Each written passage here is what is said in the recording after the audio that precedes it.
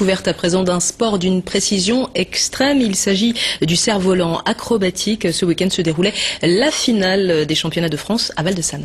Un sport de plus en plus attractif qui nécessite beaucoup de technique. Et à ce petit jeu-là, les Français se débrouillent plutôt bien. Regardez, profitez. C'est le dossier sport de cette édition. Il est signé Juliolette avec Judicaël Rousseau. Whisker, to go. Standing, to go. Bass, to go. Top. Go. Go.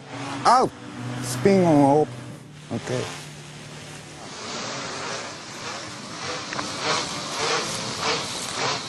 We're gonna do separation. Top. Dompter le vent. Depuis des millénaires, l'homme s'y essaie avec ses cerfs-volants.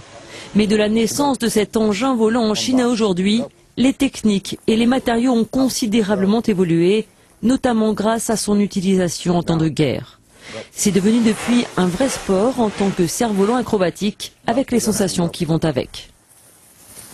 C'est comme un sport de glisse. C'est quelque chose qu'on sent dans les mains, qui remonte. C'est du pilotage en fait, ça ressemble vraiment à du pilotage. Et après, il peut y avoir aussi un petit côté physique, c'est-à-dire que là, il n'y a pas beaucoup de vent. Mais quand on vole par vent fort, on se prend quand même pas mal de kilos dans les bras. Et, en général, au bout d'une journée d'entraînement, on est vraiment lessivé. Le soir, on se couche tôt.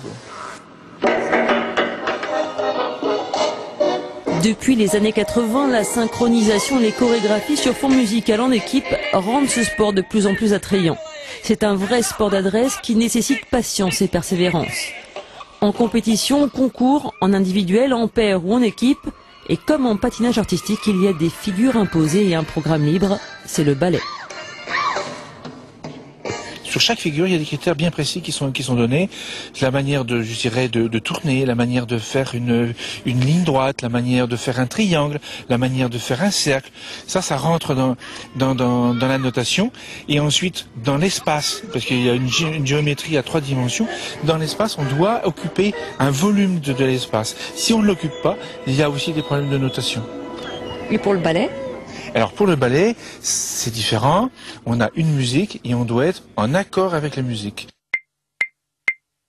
Status booster. Go. Everything up. That's perfect like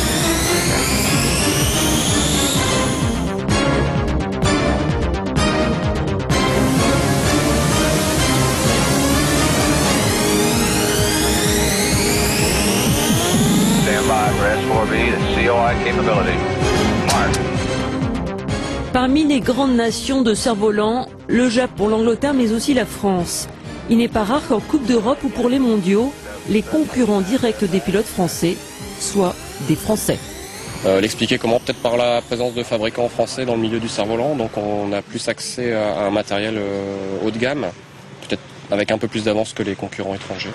Je sais pas, c'est peut-être une fédération qui est relativement structurée et qui nous permet d'avoir des moyens quand même pour les déplacements, pour l'organisation des championnats régionaux et ensuite des championnats nationaux. Et ils vont même jusqu'à nous accompagner sur les Coupes d'Europe par exemple. On est une espèce de coach qui nous accompagne et qui essaie de nous faciliter la vie, ce que les autres n'ont pas forcément. Et si de nombreux Français ont inscrit leur nom parmi les meilleurs pilotes, la Fédération française de vol libre doit cependant faire face actuellement à un manque de relève parmi les jeunes.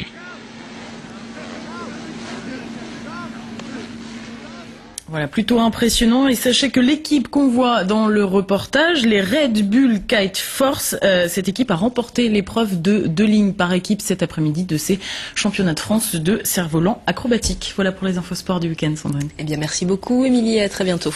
À bientôt.